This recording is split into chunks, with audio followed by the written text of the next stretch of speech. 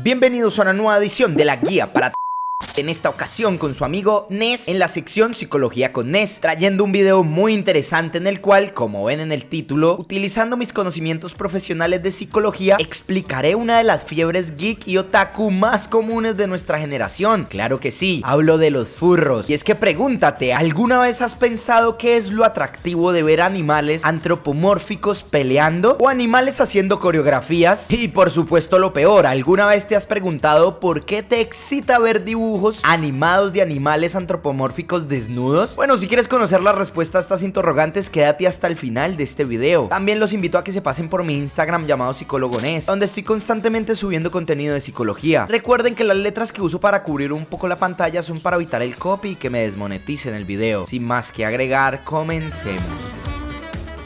¿Qué tal si comenzamos contextualizándonos con los términos que explicaremos el día de hoy? Y por supuesto la primera inquietud que responderemos es ¿qué es un furro? ¿Y por qué el internet parece odiar el movimiento furro? Bueno, los furros son una subcultura que posee una especial afiliación hacia el género furry, es decir, aquellas historias de ficción que tienen como protagonistas a personajes animales antropomórficos. Esto último quiere decir que les atribuyen características y cualidades humanas a los animales de otras especies, objetos o fenómenos naturales. El concepto lleva 40 años circulando entre la cultura geek y otaku, teniendo cada vez un impacto más grande a nivel global y por supuesto, como no podía ser de otra forma, este nació a raíz de una convención de ciencia ficción. El furry entonces es un género fantástico que tiene como característica distintiva a los personajes antropomorfos, es decir, y repito para que quede súper claro, animales con forma humana que se encuentran dotados de conciencia, expresiones faciales, capacidad de hablar, caminar sobre las dos piernas y que en la mayoría de los casos usan ropa, lo cual ya es bastante significativo, pero no se preocupen, muy pronto entenderán el porqué. El furro puede ser apreciado en distintos formatos entre los que incluye la literatura, cinematografía, historieta, videojuegos, juegos de rol, pintura, escultura, obras teatrales, entretenimiento y sobre todo en la mitología y relatos antiguos. Podemos decir que de allí nació. Este sería el contexto general del que partimos para realizar nuestro análisis, y es que es innegable que si estás viendo este video, alguna vez viste algún programa, película o leído una historia en la que empatizaste con animales bastante humanizados y aunque lo intentamos no podríamos explicar el por qué nos genera más comodidad, por ejemplo, que estos animales estén vestidos y no completamente desnudos o que tengan instintos salvajes confrontados con un autocontrol y dominio propio y no sean simplemente esclavos de sus instintos como pasa en realidad en la naturaleza. O aún peor, porque para muchos es mejor cuando una historia la protagonizan animales antropomorfos que cuando esta misma la protagonizan simples humanos. Bueno, ¿qué tal si comenzamos con las posibilidades más extremas y de allí vamos descartando teorías hasta llegar a la verdad, como si de un ejercicio de mayéutica se tratara este video, así como nos lo enseñó el buen Sócrates? Si queremos ponernos puritanos y darle la explicación más conservadora y extrema al movimiento furro, concluiríamos que toda aquella persona que se excita sexualmente por un animal humanizado o incluso toda aquella persona que prefiere un animal antropomorfo a un ser humano en sus caricaturas, historias y libros favoritos, sufre una de las parafilias más turbias pero comunes dentro del mundo de las mismas. Estamos hablando por supuesto de la zoofilia. La zoofilia, bestialismo o bestialidad, incluso a veces llamado zoosexualidad, es una parafilia que consiste en la atracción sexual o incluso la realización del acto sexual entre un ser humano y otra especie. Las personas que sienten esta afinidad o atracción sexual son conocidos como zoófilos, zoofílicos o zoosexuales. La zoofilia es considerada en muchas ocasiones como antinatural y el acto sexual con otros animales como un abuso de estos o como un crimen contra la naturaleza, un delito. Ahora bien, como profesional de la psique humana, me opongo completamente a esta conclusión extremista y generalizada. Es decir, para mí el que te guste el género furry o directamente el que tú te consideras a ti mismo un furro no te diagnostica como zoofílico en potencia ni mucho menos. Y la razón es bastante sencilla pero más profunda de lo que se cree. Cuando estudiamos detenidamente las parafilias en general y específicamente la zoofilia, dentro de la aberración que sufren las personas con este trastorno, gran parte de sus motivaciones sexuales están ligadas a la posición jerárquica que tenemos los seres humanos como especie sobre otros animales, siendo nuestra conciencia, pensamiento y lenguaje aparentes cualidades que denotan superioridad, y es dicho sentimiento de superioridad unida a la también aparente inocencia sexual del animal en función del concepto de sexualidad humano el que motivan al agresor a fantasear o en otros casos más graves a llevar llevar a cabo el acto sexual con el animal, lo cual es un crimen, lo dejó muy claro, no es sano, no es normal y nunca lo será. Esta explicación la diré en otras palabras para que me entiendan muy bien. Al zoofílico le atraen los animales porque son estrictamente diferentes a los seres humanos, tanto en conciencia como en morfología. Si estos morfológicamente parecieran humanos y aún peor tuvieran una conciencia humana, como en el caso de la temática furry, probablemente no les atraerían, dado que si les atrajeran, sus fantasías y actos aberrantes se dirigirían a humanos y no a animales. El zoofílico se excita de que el animal no se pueda quejar, ni pueda oponerse a su voluntad, o incluso en algunas ocasiones que ni siquiera entienda lo que está ocurriendo, unido, como dije, a que les atraen las formas excéntricas que tienen algunos animales, a diferencia de las de los seres humanos. Sí lo sé, es aberrante. Bueno, la fantasía en el género furry sería diferente, dado que estos sí poseen una conciencia, y pondré un ejemplo para que se entienda muy bien. El sentirte atraído hacia Lola Bunny por cómo se ve en uniforme de basquetbolista, por cómo camina o por cómo habla de forma coqueta, está mucho más cerca de verse atraído a una animadora genérica y rubia de tu preparatoria que al verse atraído por un conejo hembra en sí. En este ejemplo, el zoofílico quiere al conejo, los furros quieren a Lola. Dejando en claro esta conclusión, ser furro o ser fan del furry no te hacen zoofílico, podemos avanzar con nuestro análisis, en el cual, por supuesto, como nombré anteriormente, entre la figura animal más cerca esté de la conducta y apariencia humana, posiblemente la afinidad sea mayor y la empatía que sintamos sobre el personaje también. Me refiero a que es diferente un Coraje o un Scooby-Doo, los cuales morfológicamente parecen perros, solo que con algo de conciencia, a por ejemplo los protagonistas de Beastars, que directamente parecen seres humanos, solo que su rostro es el de un lobo, un conejo, etc. y que tienen cabello en todo el cuerpo. De resto son humanos, tanto en conciencia como en apariencia, teniendo pectorales, abdomen, brazos, muslos y demás partes del cuerpo, tal y como cualquier ser humano que tiene una dieta saludable y hace constantemente ejercicio. No conozco muchos casos en los que alguien se sienta atraído por Coraje, pero sí ocurre, como lo dije, por Lola Bunny, Haru de Beastars, los protagonistas de Zootopia e incluso por Sonic, porque repito, entre más cerca estén morfológicamente de los seres humanos, la afinidad que tenemos con estos personajes será mayor, y al contrario de ser un trastorno, una parafilia o cualquier aberración, la identificación con estos personajes es completamente normal, y se trata en realidad de un ejercicio de proyección infantil, en el que despojamos a un personaje de cualidades negativas del ser humano y lo dotamos de la virtud del mismo para que represente una utopía forma humana. Claro que sí, lo que acabo de decir es la conclusión de este video, pero la tengo que explicar para que no quede ninguna duda acerca de este punto. Los animales antropomorfos, en cualquiera de sus presentaciones, escritos, graficados o animados, son nada más y nada menos que la proyección de un ser humano. Es decir que, aunque su fachada sea la de un animal y aparentemente algunas de sus conductas asemejen a alguna conducta del animal, en lo que nos estamos fijando para agradarnos del personaje furry es en sus características humanas. Pero esto es un proceso inconsciente. No viviríamos la misma experiencia si estos dibujos, por ejemplo, fueran morfológicamente exactos al animal que están representando, y mucho menos si cognitivamente lo representaran. Al final no sería un programa de entretenimiento, sino un documental, y para eso la gente prendería Discovery Channel y no Netflix, aunque hoy en día Discovery Channel solo da alienígenas ancestrales, pero ustedes entienden el punto. La cara de un lobo, de un oso o de un conejo solo son la decoración para una personalidad humana que nos atrae, y en algunos casos para una figura curveada y marcada, también muy humana, que podemos llegar a sexualizar de forma excitatoria. Pero repito que esto es normal, porque literalmente es como si te estuviera excitando la chica más voluptuosa de tu colegio o universidad, o el chico más marcado por el gimnasio de los mismos sitios. Es decir, te estás fijando en el atractivo humano, instintivo, sexual. Ahora bien, y este es el punto más importante, porque sé que muchos dirán que lo que estoy diciendo no es completamente cierto, dado que muchos prefieren historias de animales humanizados sobre historias de simples humanos. Y si lo que yo estoy diciendo es cierto, deberíamos preferir historias de humanos para atraernos hacia humanos. Y es aquí donde llega la explicación psicosocial. Los seres humanos percibimos a nuestros iguales, es decir, a los demás a nuestro alrededor, como un claro ejemplo de nuestros deseos y fantasías, pero también son ejemplos de nuestros miedos y odios. Es decir, otro ser humano puede llegar a agradarnos hasta tal punto de sentir amor por él, pero también puede desagradarnos hasta el punto de sentir odio sin siquiera conocerlo por completo. Y este proceso se valida en la calificación social que damos de forma automática a las demás personas por las asociaciones que hacemos de su apariencia, pensamiento, cultura, conducta y muchas más variables. Esto quiere quiere decir que juzgamos a todos los seres humanos, les exigimos y nos decepcionan. Bueno, ocurre todo lo contrario con los animales. Literalmente, para los seres humanos, los animales son la representación pura e inocente de este planeta. No tienen maldad, ni sus conductas agresivas están ligadas a un deseo aberrante o egoísta. Hasta en sus conductas agresivas ellos simplemente están respondiendo a sus instintos y tratando de sobrevivir y cumplir su rol en este mundo de la forma en la que sus cerebros, en el caso de los mamíferos, se los indican. Ahora bien, si utilizamos como frascos a estas criaturas inocentes que representan para nosotros fidelidad, ternura, compasión, fuerza, admiración e incluso belleza, porque si tú miras un león o un lobo te intimida, pero también te atrae su belleza natural, y pones la conciencia y desarrollo humano en su mente, es literalmente unir lo mejor de dos mundos. Es como si le quitáramos toda la parte asquerosa y vergonzosa a los seres humanos y dejáramos simplemente lo atractivo, nuestro lenguaje, pensamiento